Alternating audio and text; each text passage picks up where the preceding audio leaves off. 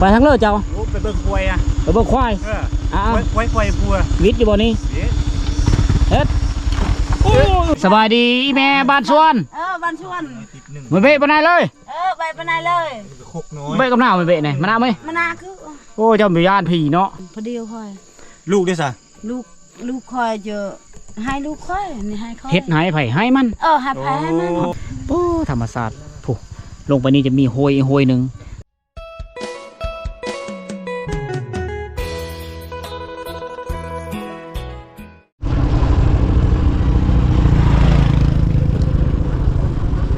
สบายดีพ่อแม่พี่น้องสบายดี FC ทุกท่านการยินดีต้อนรับทุกคนสู่การเดินทางอีกมือหนึ่งเด้อกำลังก้าวเข้าสู่เขตกุบานตะเปาะในปัจจุบันเขตบ้านโชคเลี้ยวมาคนนี้เขาจะเฮ็ดไหอยู่2ฝั่งข้างเลยเห็นบ่เบื้องนี้ก็ไหนี่ชาวบ้านมาดำรงชีวิตอยู่นี่ฮะฮัลโหลไปเบิ่งควายอ่ะไปเบิ่งควายควายพัววิทย์อยู่บ่นี้เฮ็ดโอ้แต่บ่แซ่บนี่แพงนะ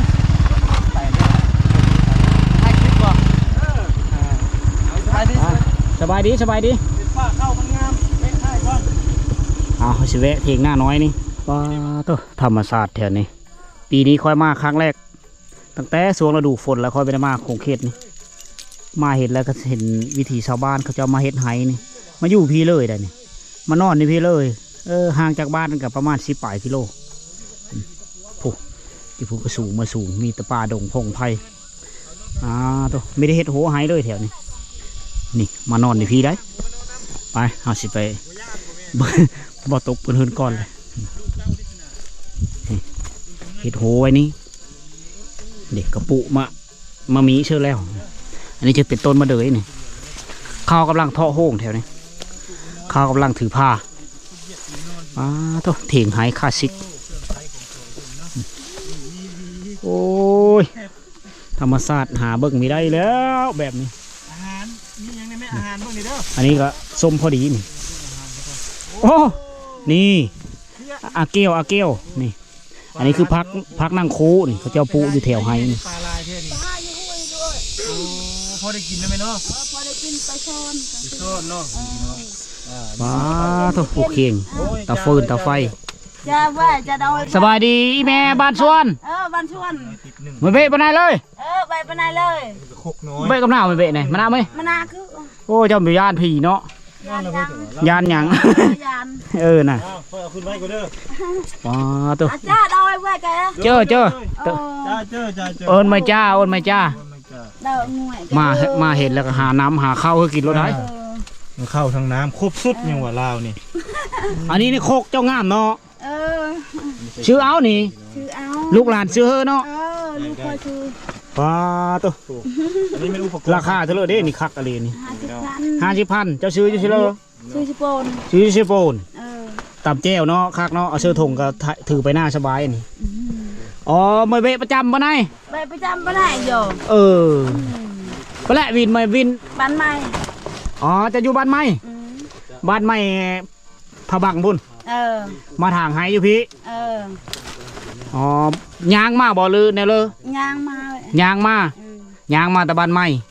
ปลาตีโตยางขึ้นผู้เลยเส้นนี่พอแห้งแล้วเนาะเข้าเบิดละเมื่อบอลแง่ตะก้าวชิจู้กี้โอ้โหเจ้าบ่ได้มาน้ำบ่โพอยู่เฮือนโพละเบิ่งเฮือนเบิ่งซ่านเนาะโอ้แม่เพิ่นมาใช้ชีวิตอยู่นี่ดังฟืนดังไฟหาฟืนมาแต่หายแต่โซนนี่อยู่นี่เลยเอาเข้ามาดูพาห่มเพิ่นกะโอ้ยบฝนตกมีโหบ่ตะเบิ้นห้อยมาเมียไงตะเบิ้นห้อยเนาะสบายมากเลย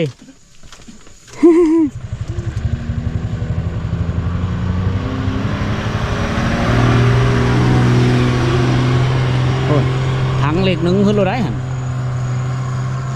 แถวนี้มีแต่ป่าโกยป่าเนี่ยกระดอนี่เนาะกระดอเขาเอิ้นว่าโกยป่าภาษาปะโกกระโดเขาเอิ้นว่ากี้ดอนี่จะเป็นภูหินปูนทั้งหมดเลยแถวนี้นกหนูคือสิหลายเว้ย หลายนกเนาะ ไล่ ยามเช้านั่นเบอร์แล้วจมเนาะ เบิ้ล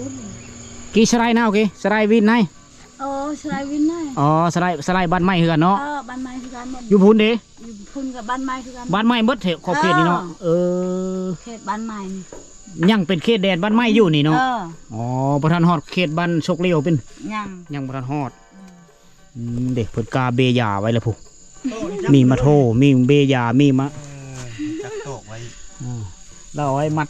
โหมัดเถงเรานี่แหละอันนี้เห็นบ่เรามัดนะ ข้าวเนาะ โอ้เจ้าก็สร้างอยู่ผู้เดียวเนาะแม่เนาะ เออ เปล่าเฮ็ดกินอยู่นี่เลย เฮ็ดกินนี่เลย โอ้ดังอยู่ก้นเลยเนาะอูดก้นเลย มื้อเลยมียุ่งอยู่บ่นอนคืนกลางมงอยู่บ่ โอ้มันมียุงไว้อ่ะ ดังไฟเนาะ ดังไฟสิบ่มี ดังไฟอูดเอา เออ นอน แบบสาย เตียงนั้นก็มีคนนอน นี่ โอ้ เอิ้นซะกันแล้วก็คืนกันเนาะเออ แต่มีค เพิ่น นน เอิ้ อน น โต นำ เอิ้นเพิ่นเอิ้นโตเอิ้นเพิ่นเอิ้นสิเดียวแล้วกลางคืน อยู่บ้านใหม่บ่เฮาสัมภาษณ์นะบ่นี่ อยู่ แม่น บ้าไห เป็นขอบเขตของบ้านใหม่อยู่บ่ทันฮอดขอบเขตบ้านตะเปื้อลานบ่ทันฮอด โอ้ ยังเป็นเขตแดนของบ้านใหม่ อืม กระแตกวินไหม้ปานไหนเนาะ อืม โอ้ยังเป็นเนื้อที่ดินของอันเขตคุ้มครองของบ้านไม้ผาบัง ต้องส่งฝากทางนี้เลย แม่นผู้ค้าเทไฮแม่นหมดเลยหายบ้านไม้หมดเลย พุ่นฮอดห้วยพุ่น ฮอนห้วยเนาะเขตเด่นอยู่หั่นเนาะโอ้ห้วยตัวมันมีอบังสรังอ่ะ เออ มักสรัง นั่น เอ น่ะ อฮอดพุ่นอายางเกลียวต้องพุ่นเฮาบัดนี้อันนี้เนี่ย ครับ เพิ่นออกได้นี่ออกได้ถงแล้วนี่โตค่อยสอนให้เจ้าเดิ มาแป้น้ำไม่ใช่แม่นี่พ่อแป้น้ำไม่ใช่เบอร์เด้อ ป่าโกยป่าทั้งนั้นเลยอันอยู่กิน ถ้าไอ้มีนกินก็ขึ้นไปเอาโกยป่านะ ถูกนะพ่อ ปีโกยเอามากินนี่อันนี้พร้อมนี่ น้ำนี่ มันแก้ว เอ้ปุมะเขือนี่กึ้งปุมะม่วงใช่แล้วนี่ปูเพกตาซินเราก็คักปานนั้น ลมพัดเย็นจิจ้อย นะคักอลี อันนี้ก็สวิงนี่เห็นนี่อนวกนี่ บ่ที่เราไปหา จัวจ่าเสียเริ่มเอาเข้าจัดจ้อยแล้วมันประเวะบันไดเลย อืม เกียตาบัดเนาะ แม่น่ะแกตาบัด โอ้ ไล่ มานอนเสียยาไห้ชีนะดูไหมตาบัดจะใส่นะ มันน่ะคืออันไหนก็ ผู้เดี ยา ยว คือเปาะแต่ อ๋อ ผู้เดียวเลย ผู้เดียวค่อย ลูกด้วยซะ ลูกคอยเจอให้ลูกคอยนี่ให้คอย เฮ็ดไห้ไผ่ไห้มัน ให้แพ้ให้มัน โพเจ้าก็เฮ็ดไห้ตั้งฮะอะเกยคักเนาะ พวกคอยก็ตาแปดตาเจ็ดตานั่นตาเก้าคอยก็ตาแปด อ๋อ ให้ตาแปด เนื้อทีหมายถึงเนื้อที เห็นตาเป็ดเห็นตาเก้าเจ้าก็บ่น้อยหน้าผัวเนาะ เฮ็ด ตา ไป เป็ด เฮ็ด โลด มัน อันบัดเข้าเด้แม่เฮ็ดได้บัดใดเข้านี่เอารถลูกหลานเอารถจักรมาแก้วบ่ รถไถบ่เอารถไถ บักกระเบิดซะดอมันตะนะเดิงจู สะดังเทได้ดังหลัดเราเทหลัดพูดก็ได้ละ ยังบ่ทันฮู้จักเนาะบัดใดเข้าก็ยังขึ้นหาเนาะ หา ตอนนี้ยังบ่ฮู้ตอนจัดจ้อยเด้ ผู้เดียว อ๋อเอาแห้ง ให้หมูมาช่วย เอาแห้งหมู่แถวนี้เนาะหายคือเดี๋ยวนี้ แล้วเนาะ สุดยอดชูชีวิตเจ้านี่ เสียหญ้ากันแล้วแม่นบ่นี่ แล้ว ถ้าแต่ ถ้าแต่ข้าวซุก ดุเบิ้นเต้ปลิงเด้อจ้าเต้ไหน ตะเบิน บ่มีนกกระปีดมาทำร้ายเนาะ ปิดเนาะ อืม ไปได้คือให้ถ้าเจ้าคือเขตนี่ยังเกี่ยวอยู่บ่หรือว่าหูดเอา พูดเอา พูดเนาะ ยังหูดเนาะแท้ กายมาบ้านไม้ถือว่าฮีดเก้าของเดิมเด้เขาถือฮีด เกี่ยวเขาได้อะ เกี่ยวได้แล้วบ้านไม้ได้ฮีดเข็ดฮีดคิ้วแบบเผาตัวโอ้ยได้ คือทานมันผูนี่คันเล่นเพียงนี่เกี่ยวก็ได้ อ๋อ ดินเพียงเกี่ยวได้ ถ้าดินพูนี่ไม่ต้องได้หูดใส่กระยังเอาลงมาทอก มันหญ้าน้ำปั่นน้ำเพลเนาะแม่เนาะหูดเอาเสื้อกระยางแล้วเสื้อกับกระสอบเลยก็แก้มาเลยก็สำโรคสบายไปอีกนิดนึงสองมาแล้วบางเธอฝนตกเฮาเก็บกู้มีทันเนาะผู้เดียวได้อาศัยหูดเอา เอามือปั่นอยู่เฮือน มาปั่นอยู่เฮือนเนาะ อ่า บัดหูดนี่ให้ได้มันโอ่งเมื่อบ่คือบ่มีบ่อนไว้นี่ขมังอยู่ในเนาะเข้านี่เนาะ บัดฝนตกนี่เนาะ ใส่กระเป๋าแล้วก็หย่องไว้แถวนี้นั่นแหละก็ได้ ใส่กระเป๋าเฮ็ดอีกนี่ โอ้เฮ็ดตู้ไปอีกเนาะ บัดเข้าซุกแล้วก็เพิ่ม เองก็ได้ โอ้เฮ็ด อีเมียเฮ็ดเองมาเลยนี่เนาะ เฮ็ดเองหมดเลย ไม่ตาเบิ่มเนี่ยเลย ตาบ่มเลยเนี่ย เองเนาะเจ้าเนาะ ซับผู้ชาย แต่ว่า ระชะเมียงเลยเหมือน ไปถ้าพวกก็ให้คือกัน อ๋อ พ ให้ วก เพื่อ ไปเฮ็ดแท้นี่นอนพุ่นอยู่ผู้สาม อ๋ออยู่ผู้ช้างผู้เราเฮ็ดนะ สร้างพุ่น อ่ะเก้ยผู้ช้างมันไม่ได้คือพี่น้องเอ้ย บ่ได้เฮ็ดนํกันนี่เฮ็ดพื้นไผพื้นมัน เออ บัดตอนบักเด้อซะตอนทางตอนบักเด้ไผมาบักช่วย เอาแห้ง ขให้บักเอง บักเองเลย เอาแห้งหมูได้เนาะ เอา อีก แห้ง กล้อง หมู่ นึง น้ำบ่ เออ ไปทางช่วยหมู่ ลูกหลานซอย ลูกหลานโอ้ ลูกคอยช่อง ล อาศัยแห้งลูกเคยลูกชายนั่นแหละมาช่วยเนาะ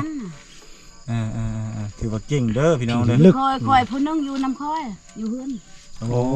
มี เคยได้เนาะ มีลูกเคยมาอยู่น้ำแล้วเนาะถือว่าป้าและ แต่ หิ ตุ้ม กั ลาน นพ่น โอ้เคยตุ้มลานพุ่น คอย แขวงสารวัตรพุ่น แข่งสารวันแหละ คันพุ่นละเล่าไต่ เลย โอ้ เป็นลูกสาวคอย โอ้เรามาสู้มีเนาะ มาสู่เมียอยู่ อยู่เฮือนหลังเดียวบ่หรืออยู่คนละหลัง ไม่ได้ชู้แต่ว่ามือเฮือนแล้วมันกลับมาอีก แล้วจะอยู่บ้านนี่ซื่อ ลูกคอยบ่อยากอยู่ โอ้เลยมาอยู่พี่ผัวละมักลูกสาวเจ้าแห้งละมาอยู่น้ำ อยู่น้ำ เสน่ห์แห้งได้ลูก โอ้ เฮ็ดเฮือนอยู่ตั้งห้าบ่ เฮ็ดเฮือนแล้วอยากเฮ็ดเฮือนแล้ว เมียดดงเนาะเอิดปะเนยมาเมียดดง ได้ลูกแล้ว เบิ่นเจ้าน้ำเหมือน เอ้ย เบิ่นเจ้านะ ของเจ้าเนาะมาอยู่พี่เลยผัวก็เฮ็ดตั้งห้าเมียเฮ็ดตั้งห้าให้นาหัวสวนบัดอายุหากินเองเนาะบัดบายแถวนี้แหละเนาะปูปลาหน้าเนี่ยว ปูปลาหน้าน้ำแถวนี้แล้ว คักอันนี้พี่น้องบัดเข้า อันนั้นก็เป็นห้องห้อยกันหาปลาได้ มาไปเฮือนนี่ภาษานี่ โอ้ แงะในชิจูไว้เบิดนี่ก็มือก้อนมือเอาก้อน เมื่อเอาเนาะ มานอนเฮือนจะขึ้นสองขึ้นแล้วก็มาอีก ขึ้นแล้วมาอีกมานึ่งอยู่พี่เนาะ เฮาเว้าซื้อ มอน มนึงเดี๋ยวมนึง ใช่ เอามา ข้างหลังนี่ ใช้เป้า หุง หุงใช้น้ำ หุงเสื้อเป๋าเจ้าบ่ได้ใช้หวดเลย บ่ บ่มีหวดบ่ นึ่งเอากระเป๋า แปะเสื้อเถิงนี้ เราจะเอาข้าวสารที่มาแล้วก็มาวางซะนี่ ใส่เป๋า แล้วโมนแล้วบัด ได้ สุกคือกัน โอ้กระเป๋าแบบนี้ โอ้เฮาจะเห็นเจ้าตอนเจ้านึ่งเด้ เป๋าแบบนี้ อันนี้กระเป๋าธรรม กระ ดา เป๋านั่นบ่ กระเป๋านี่มันหนาโพดมันอายมันมีเฮา ตัวนั้นหน่อย โอ้ตัวนั่นบ่เจ้านึ่งนะ เ เดี๋ยวนี้ขอสิแนะนำให้หน่อยหนึงเด้อจักผิดจักถูกเด้อคันถูกก็เอาผิดกระทิ่มกระเป๋าอันนี้เขาบ่อยากให้ใส่บ่ได้ไม่เท่า เวลาเฮานึ่งหั่นน่ะเพราะว่าตัวนี้มันหดยืดได้ก่อให้เกิดสารมะเร็งในลำไส้ในหยังเฮาเวลาเฮากินเข้าไปนะกินข้าวนะ อย่ามัน แม่น อย่า บ่มัน ติด คือ เค ความ มี ร้อนเด้มันมีเคมีได้นะ มันมีสี กระเป๋ามันมีสีเด้สีเขาเคลือบเป่าเด้สีแดงสีเหลืองสีเขียวสีฟ้านั่นเห็นบ่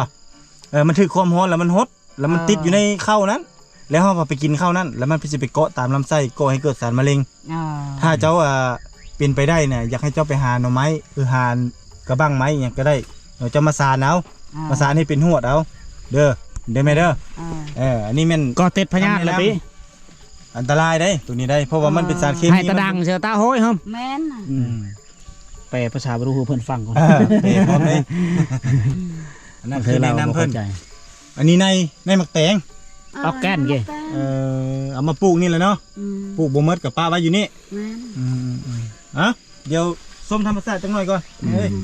โอ้เจ้าสู้ชีวิตพิลึกนี่เบิ่งกว่าละปูนี่อาชายนี่สะเอ้ยเอ้ยนี่เนาะ ตะบนช่วยเด้ตะบนอากาศจ่อช่วย อ๋ออากาศเจาะ อากาศจ่อบีใช่ไหม เสื้อลายกับเมยเนาะแม่เนาะอันนี้คุมเล็กอันนี้นี่จะเป็นกระบิงโบมสร้างตีเล็กก็เจ้าจะเอาไปตีมีดได้แล้วนี่ได้ดุงหนึ่งนี่เลยมีดหรือผาที่เฮ็ดโดยเหล็กเศษจากระเบิดนี่มันจะเหนียวฟันไม้คักมันจะเห่าจะบะคมคักนะนี่อันนี้จะแม่นั่นอุปกรณ์ที่เราเสียหญ้าหั่นโอ้มาอยู่ผู้เดียวอยู่พี่โดยใช้ชีวิตตามลำพังอันนี้ละโพเราก็เฮ็ดให้อีกผืนหนึ่งลูกชายลูกเคยก็เฮ็ดอีกผืนหนึ่งผืนไผ่ผืนมันเอาเฮ็ดให้ซอยกัน มีเพิ่มมีเฮอเนื้อทีนี่เป้าว่างนะเขาเจ้ากับปูดอกไม้เสือนำได้อันนี้คือความมักในความงามของพี่น้องเฮาอยู่แถวผู้ดอยทุกคนผู้เบิ่งกว่านี่ความดุมันเอามามีมากินแล้วก็ปุเลยในมันต่อหน้าปลากระเสมีกบมามีกินละโอ้ธรรมศาสตร์ผู้ลงไปนี่จะมีห้วยหนึ่งก็เป็นเขตแดนระหว่างบ้านไม้เฮากับบ้านพี่เลยบ้านไม้กับบ้านนั่นบ้านตะเปื้อบ่แม่นบ้านโชคเลี้ยวเนาะแม่เนาะบ้านโชคเลี้ยวปุเครื่องอยู่ของฝั่งอยู่นี่เต็มนี่เขาเจ้าก็เอาแห้งกันอยู่พวกนี้เจ้าหนึ่งได้กี่หมูเจ้าเอ็นสไลด์ไปกินเนาะอ๋อแต่ละเจ้าหลายเจ้าได้เห็นไห้เป็นล็อกนี่ได้โน่นเพื่อโน่นมั่นอันนี้อันนั้นก็มีคนนอนนี่อยู่หันก็ได้เขาเจ้านอนประจำอยู่ได้ตูบในเถียงน้อยๆนึง ทางนี่นอนหมดเลย โอ้ยายไปตามทางเลยเนาะอ๋อ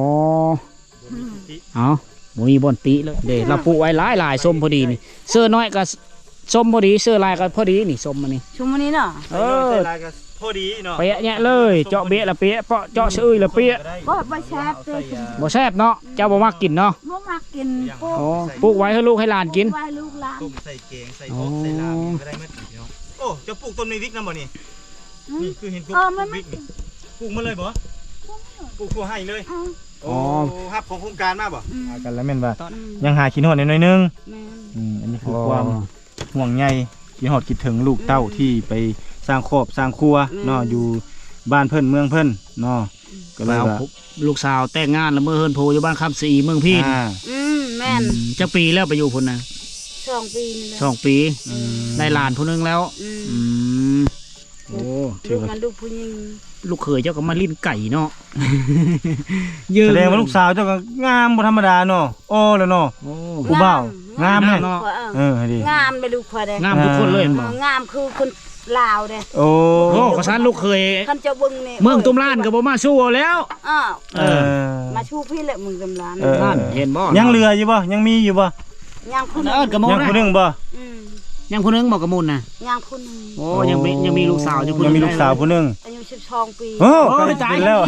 ยังน้อยอยู่สัน ยังน้อย เอารอทายอีก4-5 ปี เออ12 ปีเนาะยังเฮียนอยู่บ่ ยังเห็น โอ้เฮียนอยู่บ้านใหม่นั้น เห็นมันไหมนี่ โอ้เนาะลูกสาว7-8คนมีแต่ผู้งามๆพี่น้องเอ้ย อืม เพิ่นก็ ลู คิด ก ฮ เรา อด 8 คน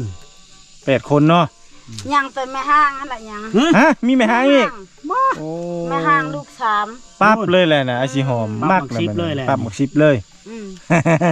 แม่ห้างลูก3ยังอยู่น้ำคอยนี่แหละลูกมัน3 โดย ไปเอาผู้บ้านเลยผู้ไม่หางนะ อันพอมัน